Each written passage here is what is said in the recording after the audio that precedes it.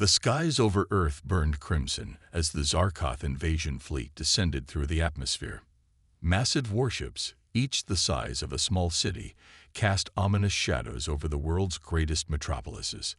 Humanity's orbital defenses, once thought impenetrable, had been swept aside like cobwebs in the wind. General Elena Vasquez stood in the United Earth Defense Force's underground command center, her weathered face illuminated by the eerie glow of tactical displays. She watched in horror as city after city fell to the alien onslaught. New York, London, Beijing, Moscow, all reduced to smoldering ruins in a matter of hours. "Status report," she barked, her voice steady despite the chaos unfolding around her. A young lieutenant, his uniform disheveled and eyes wide with fear, responded, "General, our forces are in full retreat on all fronts. The aliens' energy weapons they're unlike anything we've ever seen. Our armor might as well be tissue paper." Elena clenched her fists, her nails digging into her palms. She had spent her entire career preparing for this moment, wargaming every possible scenario, but nothing could have prepared them for the sheer technological superiority of the Zarkoth. Above ground, the scene was one of utter devastation.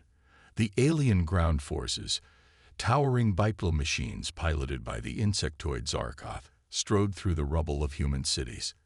Their energy weapons cut through buildings and vehicles alike, leaving nothing but ash in their wake. In what remained of downtown Los Angeles, Staff Sergeant John Chen led a ragtag group of survivors through the ruins. The acrid smell of burning plastic and flesh filled the air, making it difficult to breathe. "Keep moving," John urged, helping an elderly woman over a pile of debris. "We need to reach the underground shelters before." His words were cut short by the thunderous boom of a Zarkoth walker rounding the corner. John's blood ran cold as he saw the machine's sensor array swivel towards their group. "Run," he shouted, raising his rifle and firing a futile burst at the walker. The bullets ricocheted harmlessly off its armored hide. The walker's weapon ports glowed with an otherworldly energy. John closed his eyes, preparing for the end. But the searing heat never came. Instead, he heard the screech of tearing metal. Opening his eyes, he saw a figure standing atop a nearby building, wielding what looked like a modified railgun. The weapon's projectile had pierced the walker's armor, causing it to stagger and crash into a nearby structure. The figure leaped down with inhuman grace, landing in front of John's group. It was a woman, her body encased in a sleek exosuit that John had never seen before. "Follow me if you want to live," she said, her voice distorted by the suit's speakers. Without waiting for a response, she turned and sprinted down an alleyway. John and the other survivors, with no better options, followed their mysterious savior. Back in the UEDF command center, General Vasquez received word of similar incidents around the globe. Small pockets of resistance were emerging, using advanced technology that wasn't part of any known military arsenal. Where the hell did they get that tech? She muttered, studying the grainy footage of exosuit-wearing humans engaging Zarkoth forces. Her musings were interrupted by a priority alert. The Zarkoth Supreme Commander was broadcasting on all frequencies. Elena steeled herself and nodded to her communications officer to put it through. The main screen flickered to life, revealing the alien leader. The Zarkoth resembled a bizarre fusion of insect and crustacean, with multiple compound eyes and chitinous armor. When it spoke, its mandibles clicked and whirred. "Humans of Earth," the translation software rendered its alien speech. "Your resistance is futile and, frankly, disappointing. We expected more from a species that had managed to achieve spaceflight, however primitive. Surrender now, and we may yet find a use for you as a servant race." Elena felt a surge of anger at the alien's condescending tone. She opened a channel to respond, her voice firm and unwavering. "This is General Elena Vasquez of the United Earth Defense Force. We will never surrender.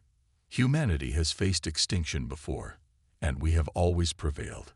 This time will be no different." The Zarkoth commander's multifaceted eyes seemed to shimmer with amusement. "Brave words, General. but they are as empty as your defenses. We have conquered 100 worlds, and yours will be no different. Enjoy your final hours of freedom." The transmission cut off, leaving the command center in stunned silence. Elena turned to her staff, seeing a mix of fear and determination on their faces. "You heard the bug," she said, her voice filled with resolve. "Let's make these our finest hours." As the day wore on, reports flooded in from around the world. The Zarkoth invasion seemed unstoppable, their forces advancing on all fronts. But there were also tales of hope, stories of ordinary civilians rising up to fight back, often armed with technology that shouldn't exist. In the ruins of Tokyo, a teenager named Akira Tanaka discovered he could interface with abandoned Zarkoth tech, hijacking a walker and turning it against its former masters. In the Amazon rainforest, an indigenous shaman used what appeared to be nanotech-infused war paint to become invisible to alien sensors, leading a guerrilla campaign against the invaders. These isolated incidents of resistance were dismissed by the Zarkoth High Command as inconsequential. Their victory was assured, or so they believed. They had no way of knowing that these seemingly random acts of defiance were part of a larger plan, set in motion long before their invasion began. As night fell on the first day of the invasion, John Chen and his group of survivors were led deep beneath the streets of Los Angeles. Their mysterious savior, who introduced herself only as Eve, brought them to a vast underground complex filled with technology John had never seen before. "Welcome to Haven," Eve said, her exosuit retracting to reveal a woman with piercing green eyes and close-cropped silver hair. One of many seeds planted around the world, waiting for this very day. John looked around in awe. The facility was a hive of activity, with people working on advanced weapons and studying holographic displays of Zarkoth technology. "I don't understand," John said. "How is all of this possible? Who are you people?" Eve's expression was grim but determined. "We are humanity's insurance policy, Surgeon Chen. For decades, a secret organization has been preparing for this day, developing technology to match or exceed anything an alien invader might possess."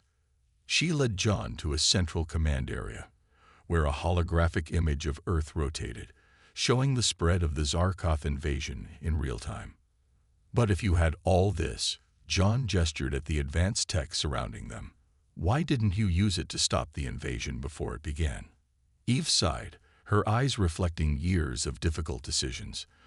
"Because we needed the Zarkoth to commit fully to their invasion, to bring their entire fleet into Earth's orbit. Only then can we spring the trap that will end this war in one decisive stroke." John's mind reeled at the implications. You let them invade. Do you have any idea how many people have died?" "Millions," Eve said, her voice heavy with the weight of that knowledge. "And millions more will die before this is over. But if we fail, if the Zarkoth aren't stopped here and now, humanity will cease to exist. Sometimes, to save the body, you must sacrifice a limb." As John struggled to process this information, alarms began blaring throughout the facility. Eve rushed to a nearby console, her fingers flying over the holographic interface. "They found us," she said, her voice tense. "Sooner than we expected. Surgeon Chen, are you ready to fight for the future of our species?" John looked at the frightened faces of the survivors he had led here, then back at Eve. He thought of all the people who had already died, of the world burning above them. His jaw set with determination. "What do you need me to do?" Eve's lips curved into a grim smile. She pressed a button, and a section of the wall slid open, revealing a row of advanced exosuits similar to her own. "Suit up, Sergeant. We're taking the fight to them." As John and the other survivors donned the exosuits, receiving rapid neural uploads on how to use them, Eve coordinated with other Haven facilities around the world. The Zarkoth thought they had won, that humanity was on its knees. They were about to learn how wrong they were. In orbit, aboard the Zarkoth flagship, Supreme Commander Zexlor surveyed the holographic display of Earth with satisfaction. The planet's pitiful defenses had crumbled, just as they had on countless worlds before. Another jewel to add to the Zarkov Empire's crown. One of his subordinates approached, mandibles clicking nervously. Supreme Commander, we're detecting anomalous energy readings from multiple locations on the planet's surface. Zexlor waved a clawed appendage dismissively, probably the humans' pathetic attempts at a counterattack. Let the ground forces deal with it. But even as he spoke, new alerts began blaring across the bridge. The anomalous energy readings were intensifying, and now similar signatures were being detected in orbit, seemingly appearing out of nowhere. For the first time since the invasion began, Zexlor felt a twinge of uncertainty. What was this primitive species capable of? As the Zarkov fleet scrambled to respond to this unexpected threat, the real battle for Earth was about to begin. Humanity, pushed to the brink of extinction, was ready to show the universe what they were truly capable of when fighting for survival. The war for Earth's future had entered its second phase, and the Zarkov were about to learn a painful lesson. Never underestimate the human spirit. The darkness beneath Los Angeles pulsed with frantic activity. John Chen, now clad in an advanced exosuit that felt like a second skin, marveled at the transformation around him. Civilians who hours ago had been running for their lives were now moving with purpose, their eyes gleaming with a mix of fear and determination as they prepared for battle. Eve's voice crackled through the suit's comm system. Sergeant Chen, report to Command Central. We're initiating Phase 2. As John made his way through the labyrinthine facility, he couldn't shake the feeling of unreality. The contrast between the devastation above and the hive of advanced technology below was jarring.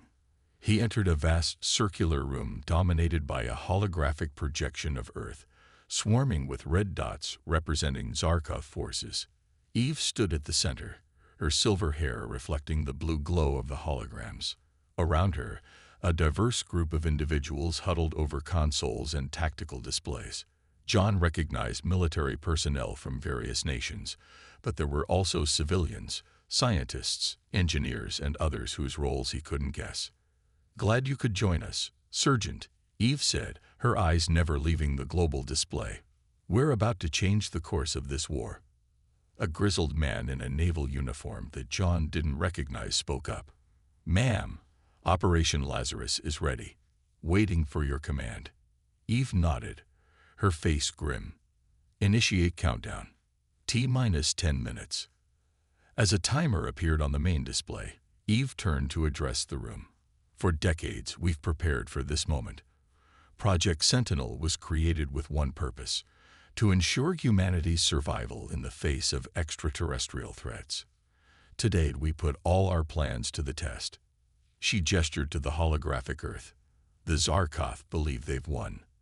Their entire invasion fleet is in low orbit, their ground forces spread across our cities. They think us beaten, helpless. It's time to prove them wrong. John listened, fascinated and horrified in equal measure. What exactly is Operation Lazarus? He asked.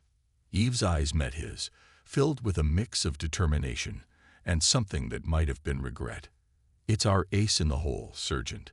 A global network of advanced defense systems that we're about to bring online. But the price. She paused, her voice catching. The price is high.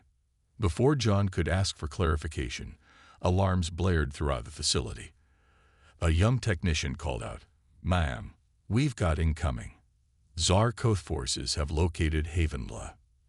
They're moving to surround us." Eve's posture stiffened. Looks like we'll have to speed up our timetable. Sergeant Chen, ready your team. We need to buy time for Lazarus to come online. As John moved to gather the survivors he led here, now transformed into an impromptu fighting force, Eve's voice carried across the command center. Remember, people, no matter what happens in the next few hours, hold the line. The fate of our species depends on it. Above ground, the ruins of Los Angeles had become a battleground once more. Zarkov walkers and dropships converged on the area where their sensors had detected the anomalous energy readings. But as they approached, they encountered resistance unlike anything they'd faced before. Exosuit-clad humans emerged from hidden entrances, wielding weapons that could pierce Zarkov armor. What the aliens had dismissed as primitive technology now seemed to rival their own. Railguns tore through walker legs, while localized EMP bursts disabled dropships mid-flight. John led a squad to defend the western approach to Havenla. His exosuit's neural interface fed him tactical data and enhanced his natural abilities, allowing him to move with superhuman speed and precision. As he vaulted over a collapsed building, he caught sight of a Zarkov infantry unit advancing through the rubble. "Squad on me," he commanded. Hammer and anvil formation. Hit them from both sides. His team responded with practiced efficiency, as if they'd trained together for years instead of mere hours. The neural uploads had given them the knowledge, but it was human adaptability and determination that turned that knowledge into effective action. The battle was fierce, but for the first time since the invasion began, it felt like an even fight. For every human that fell, multiple Zarkov went down. The aliens, so confident in their superiority, found themselves outmaneuvered and outgunned by a foe they had grossly underestimated. Similar scenes played out across the globe. In the burning forests of the Amazon, invisible warriors led by the shaman Kori used nanotech-enhanced blow darts to short-circuit Zarkov systems. Beneath the streets of Tokyo, Akira Tanaka piloted a hijacked alien walker, sowing confusion in the invaders' ranks. Aboard the Zarkov flagship, Supreme Commander Zexlor watched in disbelief as reports flooded in from all fronts. How could this be happening? Hours ago, victory had been assured. Now, his forces were being pushed back, taking heavy losses against an enemy that seemed to have materialized advanced technology out of thin air. "Impossible," Zexlor chittered, his mandibles clacking in agitation. "These primitives couldn't have developed such weapons without us detecting them. There must be another explanation." His second-in-command, Vexera, approached cautiously. "Supreme Commander, our analysis suggests that the humans have somehow shielded significant technological developments from our long-range scans. We may have underestimated them." Zexlor's compound eyes flashed with anger. "Unacceptable. I want every available ship to converge on these resistance points. Crush them with overwhelming force. Show these insects what true power looks like." As the order went out, the space around Earth began to shift. Zarkov warships broke orbit, descending into the atmosphere to join the ground assault. It was a decisive move, committing the bulk of their fleet to this final push. Back in Havenla, Eve watched the Zarkov fleet movements with grim satisfaction. "They're taking the bait," she murmured, "bringing their ships into the atmosphere, just as we predicted." The countdown timer for Operation Lazarus had nearly reached 0. Eve opened a global command channel, her voice reaching every Haven facility and resistance cell around the world. "This is Eve. Operation Lazarus is go in 60 seconds. All units prepare for primary weapon activation. May whatever gods you believe in have mercy on our souls." John, having fought his way back into the command center, looked at Eve with growing concern. "What's about to happen?" he asked, his voice hoarse from battle. Eve's eyes were filled with a mix of determination and sorrow. "We're about to change the rules of engagement, Sergeant. The Zarkov think they know war. We're going to show them what happens when humanity is pushed to the brink." As the countdown reached 0, a wave of energy pulsed from hidden installations across the globe. The air itself seemed to ripple, and for a moment, everything went silent. Then, chaos erupted. Zarkov ships began to fall from the sky, their anti-gravity systems failing catastrophically. Walkers collapsed, their neural links to their pilots severed. Across the battlefield, alien technology sputtered and died, while human weapons continued to function. Eve's voice, tight with emotion, explained, "Operation Lazarus, a global electromagnetic pulse, fine-tuned to target Zarkov technology, while leaving our shielded systems intact. We've just leveled the playing field." John stared in awe at the holographic display, watching as red dots representing Zarkoth forces winked out by the thousands. But his elation was short-lived as he realized the implications. "The pulse," he said slowly. "It didn't just affect their military tech, did it?" Eve shook her head, her face a mask of carefully controlled grief. "No. Every unshielded electronic device on the planet has been fried. Hospitals, power grids, communication networks, all gone. We've set ourselves back decades, maybe centuries. But it was the only way to stop the Zarkoth decisively." The weight of that decision hung heavy in the air. They had saved humanity from alien conquest, but at a terrible cost. The world above would be plunged into a new dark age. As the implications sank in, Eve squared her shoulders. "But we're not done yet. The Zarkoth are wounded, not defeated. We need to press our advantage before they can regroup." She turned to John, her eyes blazing with intensity. "Sergeant Chen, I'm promoting you to field commander. Take a team to the surface. Coordinate with other resistance cells. We need to eliminate every last Zarkoth on the ground while they're vulnerable." John saluted, the gravity of the situation and his new responsibility settling on him. "Yes, ma'am. We won't let you down." As John assembled his team and prepared to return to the surface, Eve addressed the command center once more. "This is our moment, people. Humanity has sacrificed much to get here. Now we show these invaders why it was a mistake to ever set foot on our world." The battle for Earth had entered its final desperate phase. The Zarkoth, their technological advantage neutralized, now faced a human resistance armed with determination, advanced weapons, and a fierce will to survive.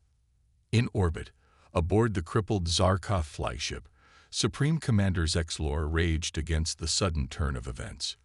Most of his fleet was now little more than debris, littering the skies and surface of the planet they had sought to conquer. "How?" he screeched, mandibles clicking furiously. "How could they do this? What kind of species would cripple their own world to defeat us?" Vexera, struggling to maintain composure as the ship's emergency systems flickered around them, responded grimly. "One that values freedom above all else, Supreme Commander. One that we gravely underestimated." As the remaining Zarkoth forces on Earth struggled to regroup, cut off from orbital support, and their advanced weapons reduced to little more than scrap metal, the tide of battle shifted dramatically.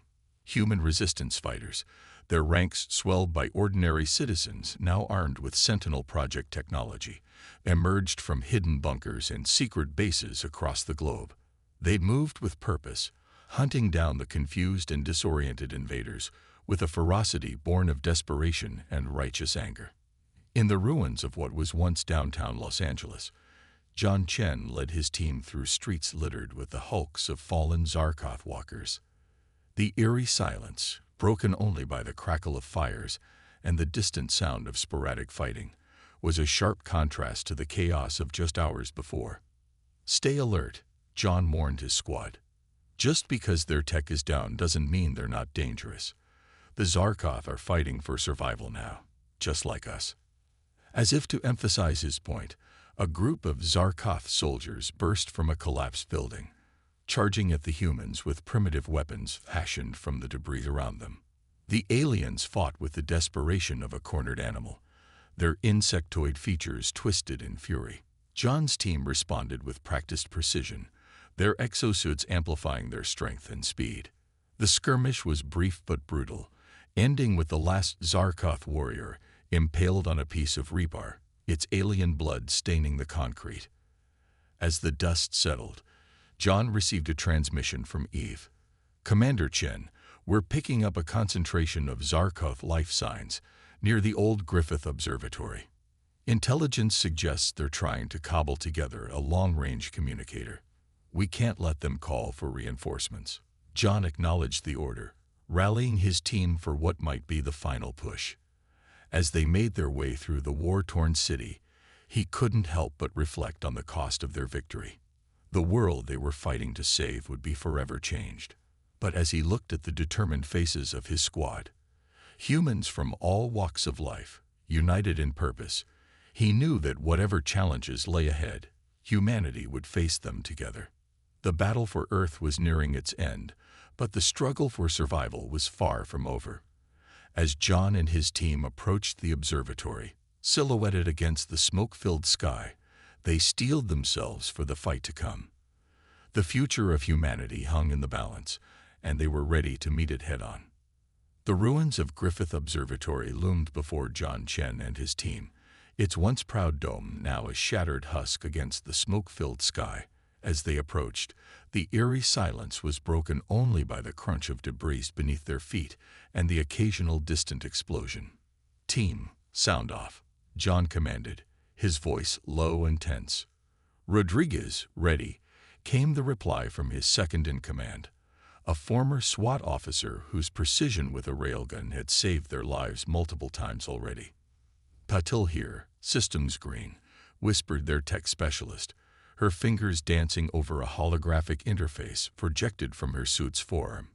"Chen, Zhao, and Kumar, all good to go," the rest of the squad reported in succession. John nodded, satisfied.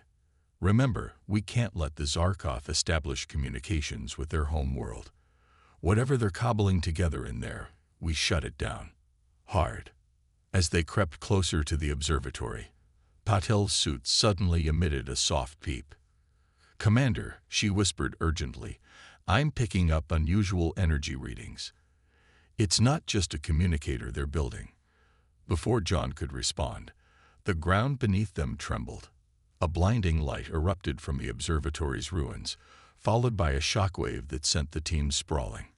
"Everybody up," John shouted, his suit's systems already compensating for the blast.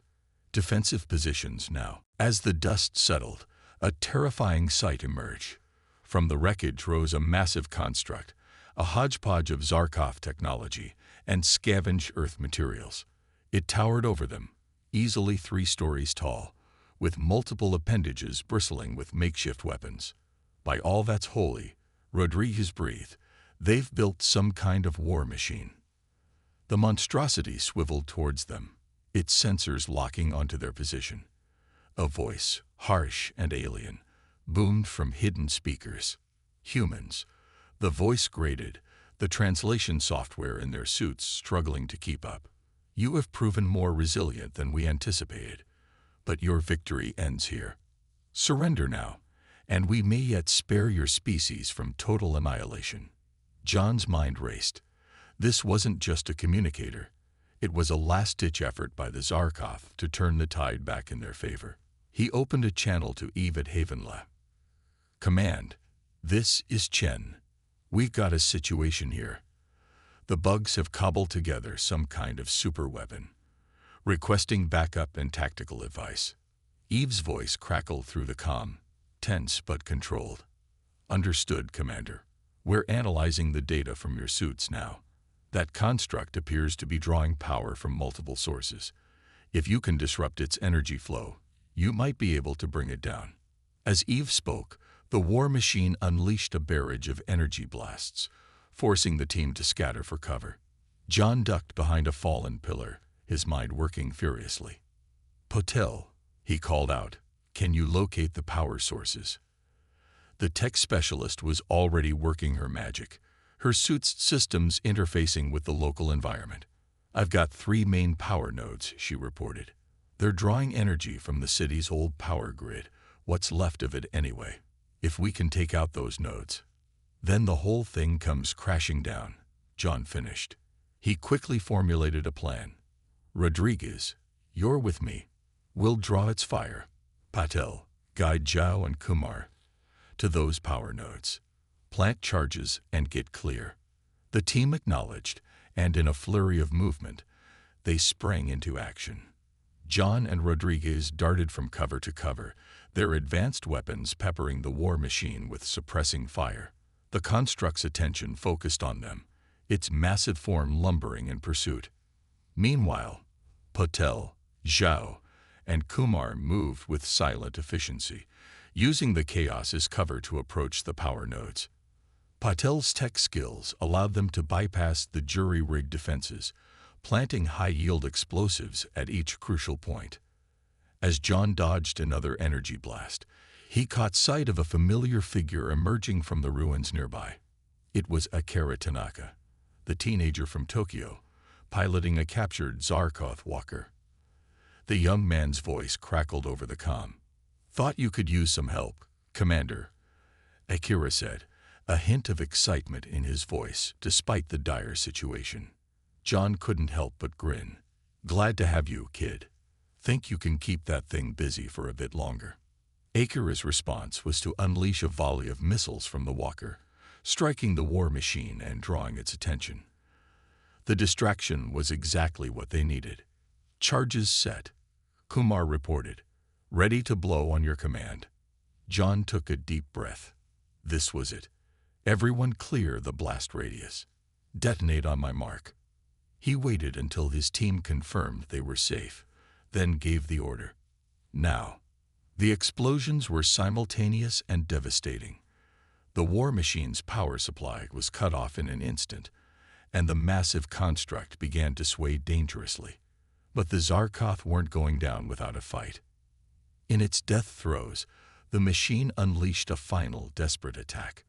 A searing beam of energy lanced out, catching Akira's walker square in the chest. The teenage pilot barely had time to eject before his commandeered vehicle exploded in a fireball. "Akira!" John shouted, sprinting towards where the boy had landed. He found the teenager sprawled on the ground, his exosuit badly damaged but still intact. Akira coughed, looking up at John with a pained smile. Did we get them?" Before John could answer, the ground shook violently. The war machine, its supports finally giving way, began to topple.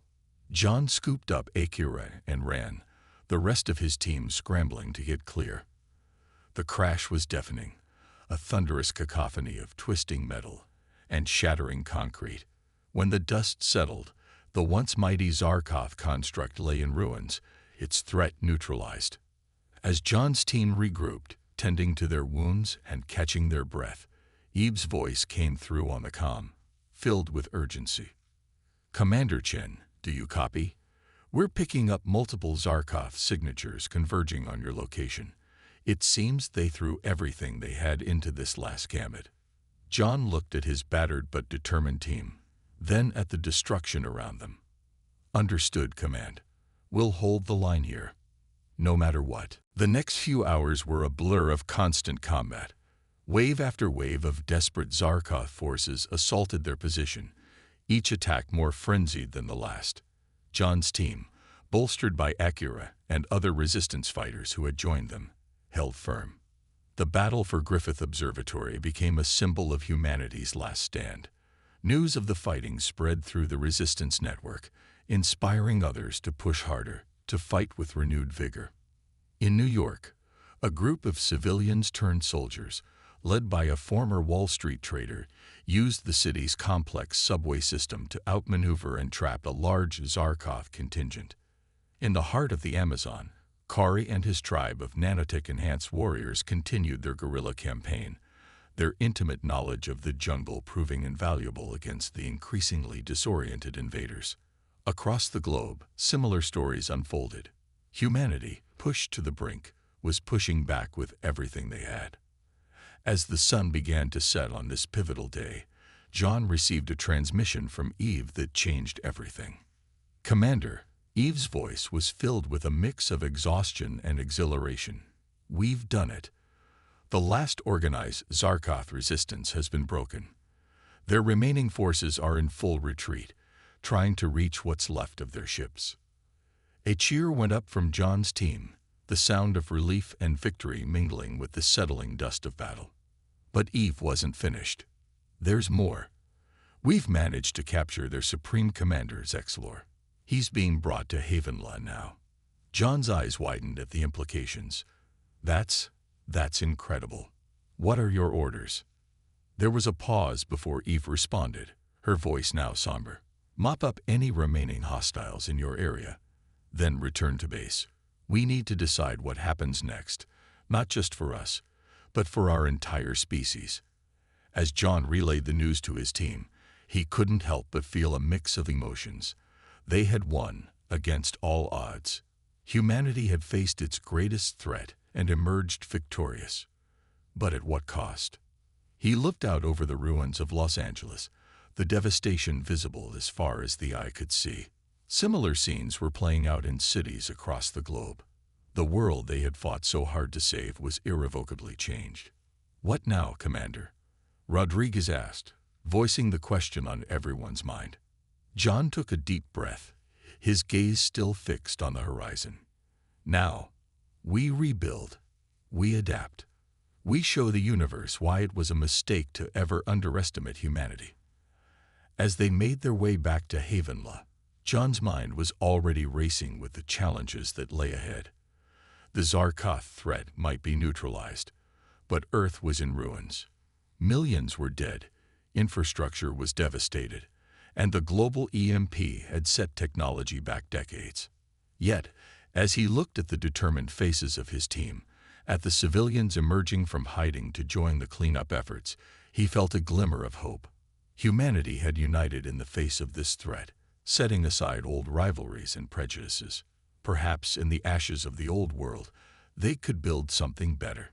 The capture of Supreme Commander Zexlor opened up new possibilities and new dangers. What secrets could they learn from him? And what if the Zarkoth homeworld decided to send a second invasion force? These were questions for tomorrow. For now, John allowed himself a moment of pride. They had faced a technologically superior foe and emerged victorious. Humanity had proven its worth among the stars. As Havenla came into view, its hidden entrances now open to receive the returning heroes, John squared his shoulders. The war might be over, but humanity's greatest challenge was just beginning. The stars, once a distant dream, now loomed as both a promise and a threat. Whatever came next, John knew one thing for certain. Humanity would face it together, stronger and more united than ever before. Inside Havenla, Eve stood before a holding cell, studying the captured Zarkoth Supreme Commander. Zexlor, once so arrogant and assured of victory, now looked diminished, his chitinous armor cracked and dull. "Why?" Eve asked, her voice steady despite the turmoil of emotions beneath the surface. "Why did you attack us?"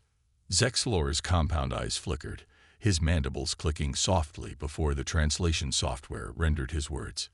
"You were there," he said simply. "A resource-rich world, seemingly defenseless. It was the logical choice." Eve's eyes hardened. "And now, what do you think of humanity now?" The alien was silent for a long moment. When he spoke again, there was a note of something almost like respect in his voice. "You are, more than we anticipated. Your species' capacity for adaptation, for sacrifice in the face of overwhelming odds, it is unprecedented in our experience." Eve nodded, her face a mask of determination. "Remember that, Supreme Commander.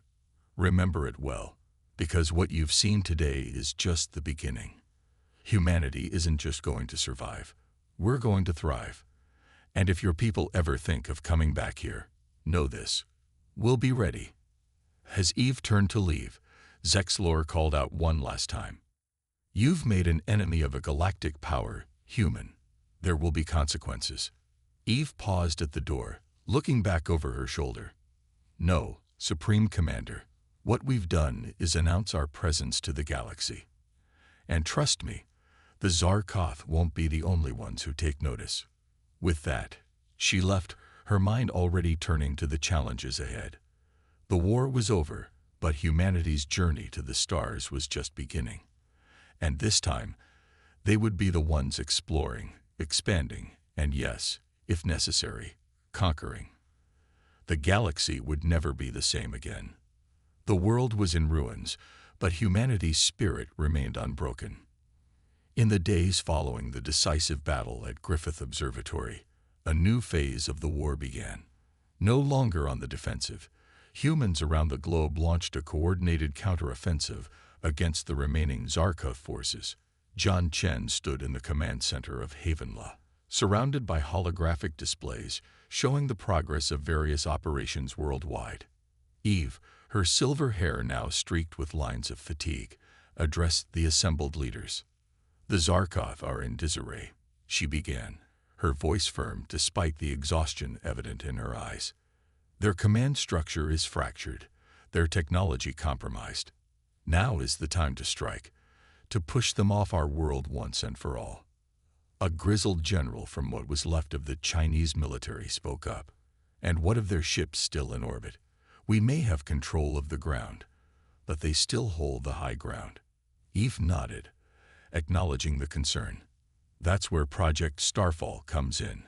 She gestured, and a new hologram appeared, showing a network of ground-based energy weapons.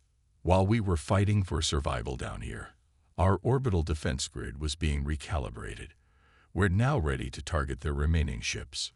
John studied the hologram, a mixture of awe and trepidation filling him. The sheer scale of preparation that must have gone into this war effort was staggering. How long had Eve and her people been planning for this day?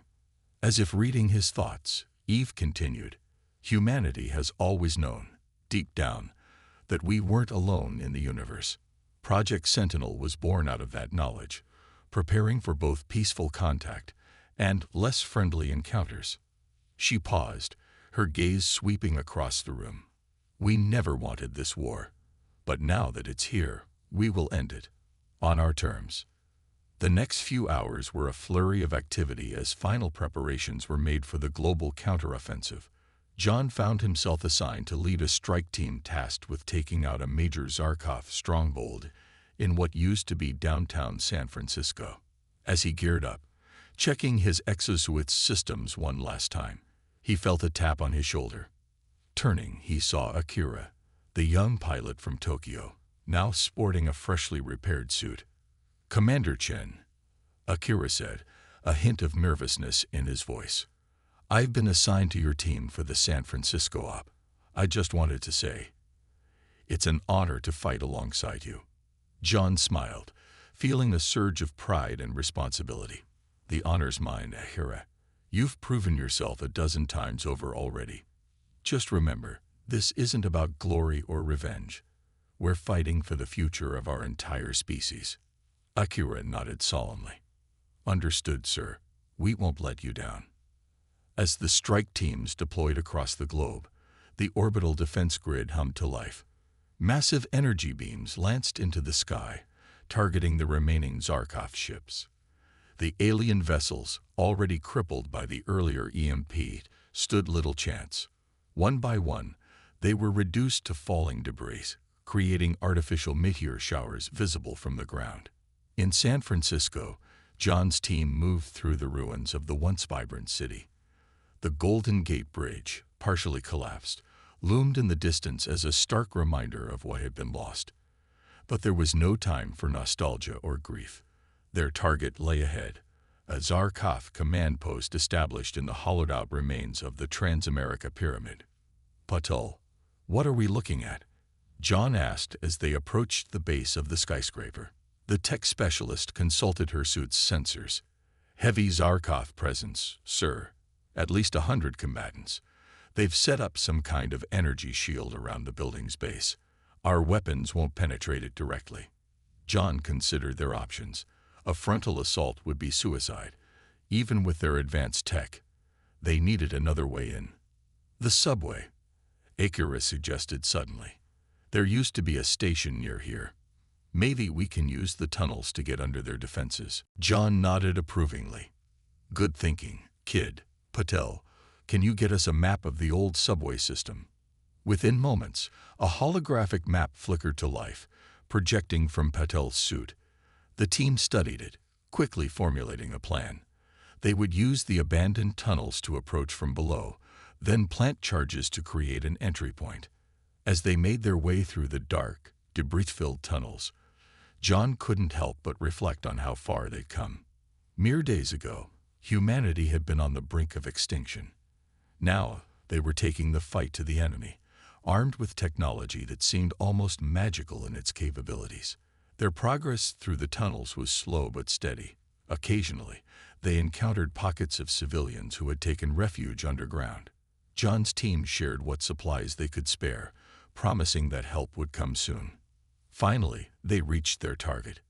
Above them, separated by meters of concrete and steel, lay the heart of the Zarkov stronghold. John turned to his team, his face set with determination. "This is it, people. Once we breach, we'll have seconds to secure a foothold before they realize what's happening. Remember your training, watch each other's backs, and no matter what happens, we don't stop until that command post is ours." "Clear." A chorus of affirmatives answered him. John took a deep breath, then gave the signal to Patel. "Light it up." The charges detonated with a thunderous roar, sending tremors through the tunnel and showering them with debris. As the dust began to settle, John activated his suit's jump boosters. Go, go, go. The team launched upwards through the newly created opening, emerging into the chaotic scene of the Zarkov command post. Alarms blared as the aliens scrambled to respond to this unexpected threat from below. What followed was a blur of intense combat. The close quarters of the building's interior negated much of the Zarkov's remaining technological advantage. It came down to raw skill, reflexes, and the superior adaptability of the human fighters. John moved like a man possessed, his exosuit amplifying his strength and speed. He vaulted over makeshift barricades, his railgun spitting hypervelocity projectiles that tore through Zarkov armor like tissue paper. Beside him, Akira proved his worth, using his experience with alien tech to turn captured weapons against their former owners. The battle raged floor by floor, the humans pushing upwards towards the command center at the top of the building. Casualty reports flowed in from all sides, reminders of the cost of their advance. But they pressed on, driven by the knowledge that this fight was for nothing less than the future of their species. As they neared the top floor, resistance stiffened. The remaining Zarkov forces, realizing this was their last stand, fought with the desperation of cornered animals. Energy weapons sizzled through the air, leaving scorch marks on walls and floors. In a moment of chaos, John saw a Zarkov warrior taking aim at Akira, who was focused on hacking a security terminal. Without hesitation, John threw himself into the line of fire. The energy blast struck his suit, overloading its shields and sending him crashing to the ground. "Commander!" Akira cried out, abandoning his task to rush to John's side. John groaned, his suit's medical systems already working to stabilize him. "I'm all right, kid. Don't stop now. We're almost there." Inspired by their commander's sacrifice, the team redoubled their efforts. With a final push, they breached the command center. The Zarkov leader, a towering figure with ornate armor, stood defiantly at the center of the room. "You may take this stronghold, humans," the alien's translated voice boomed, "but you cannot hope to stand against the might of our empire. This is but one world. We span the stars." John, leaning on Akira for support, stepped forward. "Maybe so," he replied, his voice steady despite the pain. "But this world is ours, and we'll die before we let you take it." What happened next would be debated for years to come. Some say the Zarkov leader tried to activate some final doomsday device. Others claim he attempted to surrender. Whatever the truth, the result was the same. In a flash of weapons fire, the alien fell, and with him, the last major Zarkov stronghold on Earth. As John's team secured the command center, reports flooded in from around the globe. Similar scenes were playing out everywhere. In the streets of London, resistance fighters led by a former football hooligan turned war hero drove the aliens from the ruins of Parliament. In the Australian outback, Aboriginal trackers guided special forces to hidden Zarkov bases, neutralizing them one by one. The tide had turned decisively. Humanity, once on the brink of defeat, now stood on the cusp of total victory. Back in Havenlaw, Eve received the news with a mixture of relief and grim satisfaction. She opened a channel to all resistance forces worldwide. "This is Eve. The San Francisco command post has fallen. Reports indicate similar successes across all theaters. The Zarkov invasion force is officially broken." She paused, allowing a moment for the magnitude of the news to sink in. "But our work is not done. Mop-up operations are still underway. Stay vigilant. Stay focused. We've come too far to falter now." As the transmission ended, Eve turned to face the captured Supreme Commander Zexlor, who had been brought to witness humanity's triumph. "Do you understand now?" Eve asked, her voice level but filled with intensity. "Do you see what you unleashed when you came here? Humanity isn't just another conquest for your empire. We're not some resource to be exploited or a species to be subjugated. We are the fire that forges itself in adversity, the force that refuses to bow or break." Zexlor, his once proud posture now slumped in defeat, chittered softly. The translation came through moments later. "You have won this battle, human, but do not think this is the end. The Zarkoth Empire spans hundreds of worlds. This defeat will not go unanswered." Eve's eyes hardened. "Then let them come. Because next time, we'll be ready. Humanity is stepping onto the galactic stage, and we're here to stay." As the reality of victory began to set in, the mood in Havenless shifted. There was joy, yes, but also a somber recognition of the cost. The world above lay in ruins. Billions were dead or displaced. The task of rebuilding would be monumental. But as John Chen and his team returned from San Francisco, battered but triumphant, there was also a sense of hope. Humanity had faced its greatest challenge and emerged stronger for it. They had unlocked technological marvels in their desperate bid for survival, advances that would now be turned towards healing their wounded planet. More than that, they had discovered a unity of purpose that transcended old boundaries of nation, race, or creed. In the face of an alien threat, humans had come together as one species, one people with a shared destiny among the stars. As medical teams tended to the wounded and debriefings began, John found a quiet moment to step outside. He looked up at the night sky, where the last remnants of the Zarkoth fleet burned up in the atmosphere, creating streaks of light against the darkness. Akira joined him, his young face a mixture of exhaustion and wonder. "What happens now, Commander?" John considered the question, his gaze still fixed on the stars above. Now we rebuild. We learn. We prepare." He turned to the young pilot, a small smile on his face. "Because this is just the beginning, Akira. We've taken our first steps into a larger universe, and whatever's out there, whatever challenges we face, we'll face them together." As they stood there, a new day dawning on a changed world, both knew that humanity's greatest adventure was just beginning. The stars, once distant and unreachable, now beckoned with both promise and peril. And humanity, tempered by fire and united in purpose, was ready to answer that call. The war was over. The future awaited. 5 years had passed since the day humanity drove the Zarkoth from Earth. The scars of war still marked the planet's surface, but amid the ruins, new growth had taken root. Cities were being rebuilt, not as they were, but as beacons of a new age. The technological leaps made during the war had revolutionized every aspect of human life. John Chen stood on the observation deck of Unity Station, Earth's first orbital habitat. Below him, the blue marble of his homeworld slowly rotated, its night side glittering with the lights of recovering civilization. Behind him, the first ships of Earth's defense fleet stood ready, a testament to humanity's determination never to be caught unprepared again. "Quite a view, isn't it?" Eve's voice broke through his reverie. John turned to see her approach, her silver hair now complemented by the formal uniform of the newly formed Earth Defense Force. "It never gets old," John replied, a smile tugging at his lips. "Sometimes I still can't believe how far we've come." Eve nodded, her eyes reflecting the starlight. "And we've only just begun. The Zarkoth invasion was a crucible, John. It forged us into something new, something stronger." Their conversation was interrupted by a young officer who approached with a tablet in hand.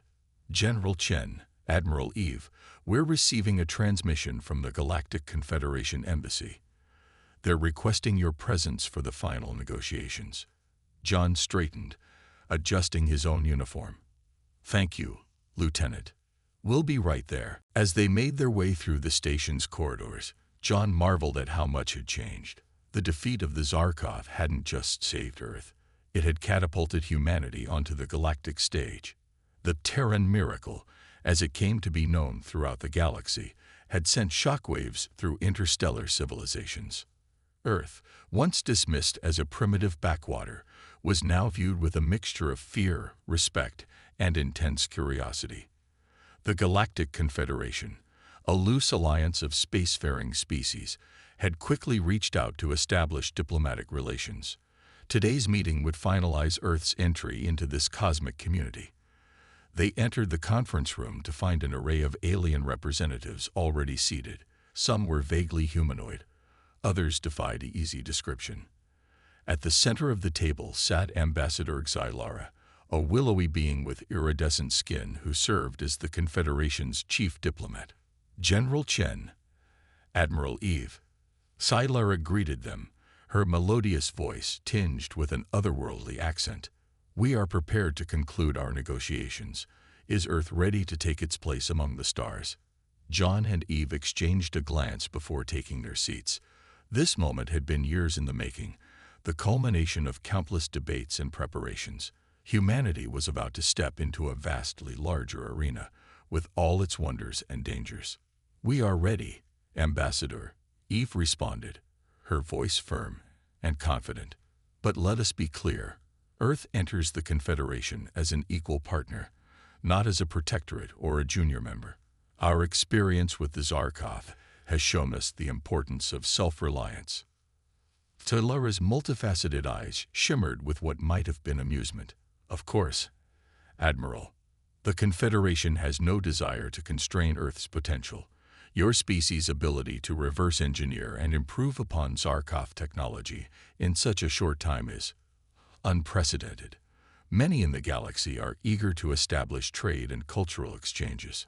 As the final terms were discussed and agreed upon, John found his mind wandering to the incredible journey that had brought them to this point. He thought of Akira, now heading Earth's Xenotechnology division, working to unlock the secrets of alien tech. He remembered Kari, the Amazonian shaman, whose insights into nanotech had revolutionized medicine. The meeting concluded with the signing of the Terran Accords, officially marking Earth's entry into the galactic community. As the alien representatives filed out, John felt a weight lift from his shoulders. They had done it. Humanity had not only survived, but was now poised to thrive among the stars.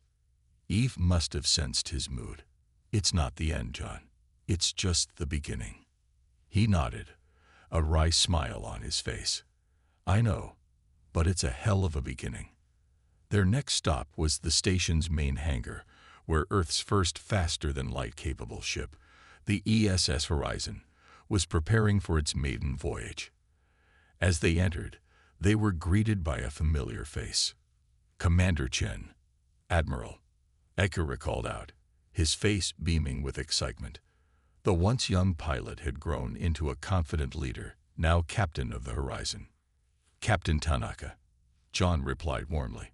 "How does she look?" Akira's eyes gleamed with pride. "She's perfect, sir. A blend of our tech and what we've learned from the Confederation. She'll take us further than any human has gone before." As they toured the ship, John marveled at how it represented the best of humanity. Engineers from every nation had contributed to its design. The medical bay incorporated Kari's nanotech innovations. The weapons systems, while formidable, were complemented by advanced diplomacy and first contact protocols. "We're not just explorers," Eve mused as they completed the tour. "We're not conquerors either. We're bridges, between our past and our future, between Earth and the stars." John nodded in agreement. "And between species. Our experience with the Zarkov taught us the dangers of misunderstanding, of assuming hostility. We won't make that mistake again." As they prepared to leave, Akira stopped them. "There's something you should see before you go." He led them to the ship's observation lounge. There, taking up an entire wall, was a mural. It depicted scenes from the Zarkov War, the devastation, the resistance, the final victory. But it also showed what came after, the rebuilding, the innovations, the first tentative contacts with other alien races. At the center of it all was an image of Earth, surrounded by a diverse group of humans and aliens, reaching out to each other in a spirit of cooperation and shared discovery. The crew commissioned it, Akira explained, to remind us of where we came from and what we're striving for. John felt a lump in his throat. This was why they had fought so hard, sacrificed so much, not just to survive, but to create a future worth living in. As they left the horizon, John and Eve made their way to the station's public concourse. It was bustling with activity, humans and aliens mingling, exchanging ideas and culture. Children born after the war played alongside alien youngsters, their laughter a universal language. "You know," John said, watching the scene before him, "there are still nights when I wake up, expecting to hear the sound of Zarkoth walkers, wondering if it was all a dream, if we really won." Eve placed a hand on his shoulder. "We did win, John. But the real victory wasn't on the battlefield.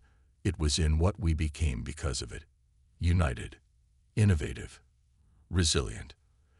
Their conversation was interrupted by a commotion near one of the viewports. They approached to find a group gathered around an elderly man, listening intently as he spoke. And then, just when we thought all hope was lost, the resistance struck back. The man was saying, his voice filled with passion. Led by heroes like General Chen and Admiral Eve, humanity showed those alien invaders what we're made of. John and Eve exchanged amused glances. The story of the war had already taken on mythic proportions, with new embellishments added with each retelling. As they listened, a young girl in the crowd spoke up. "But what if the bad aliens come back? What if there are more of them out there?" The old storyteller knelt down to her level. "Then we'll be ready for them. But more importantly, we'll try to make friends first, because that's the real lesson we learned. We're not alone in the universe, and we're stronger when we work together." John felt a swell of pride at the man's words. This was the legacy they had fought for, a future where humanity faced the unknown not with fear, but with hope and determination. As the day drew to a close, John and Eve found themselves back on the observation deck, watching as the horizon prepared for launch. The ship's engines glowed with a soft blue light, a sign of the incredible energies contained within.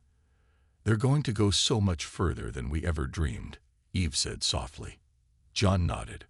"But they'll always remember where they came from, the strength they found when Earth stood alone against the stars." As the horizon gracefully maneuvered out of the station, its course set for the unknown, John felt a sense of completion. The war that had nearly destroyed humanity had instead propelled them to the stars. The victims had become explorers. The defenders now reached out in peace. The ship accelerated, and for a moment, it seemed to stretch, its form elongating impossibly. Then, in a flash of light that outshone the stars themselves, it was gone, carrying the hopes and dreams of humanity to distant worlds. Eve turned to John, a rare smile on her face. "Well, General Chen, shall we get back to work? The universe isn't going to explore itself." John laughed, feeling lighter than he had in years. "No, it certainly isn't. Let's show the galaxy what humanity can do." As they left the observation deck, the stars seemed to shine a little brighter. Humanity had faced its greatest challenge and emerged not just victorious, but transformed. The war that had nearly ended them had instead given them purpose, unity, and a destiny among the stars. The Zarkoth had come to conquer a primitive world. Instead, they had awakened a sleeping giant. Now that giant took its first steps into a larger universe, armed not just with advanced technology, but with the indomitable spirit that had seen them through their darkest hour. The story of humanity was far from over. In fact, it had only just begun. And as the horizon carried the first human explorers to distant stars, one thing was certain: the galaxy would never be the same again. Somewhere in the vast expanse of space, on a world far from Earth, a young Zarkoth scholar studied the history of the failed Earth invasion. As she read about the species that had defeated their mighty armada, she felt a mix of fear and fascination. "Professor," she asked, her mandibles clicking softly, "do you think we'll ever encounter the humans again?" The old Zarkoth academic gazed out at the starry sky, his compound eyes reflecting the light of distant suns. "My dear, I don't think it's a question of if, but when. And when that day comes, let us hope we have learned from our mistakes. For the humans have shown us that there are forces in this universe more powerful than our technology or our empire." "What forces, Professor?" "Adaptability, determination, the sheer unstoppable will to survive and thrive against all odds." The professor turned back to his student, his voice filled with a grudging respect. "Remember this lesson well. Never underestimate a species that can turn its greatest defeat into its finest hour. The humans are out there now, exploring, learning, growing. And I, for one, look forward to seeing what they will become." As night fell on their world, two species, once bitter enemies, now looked to the same stars with shared wonder. The future, vast and unknown, awaited them all.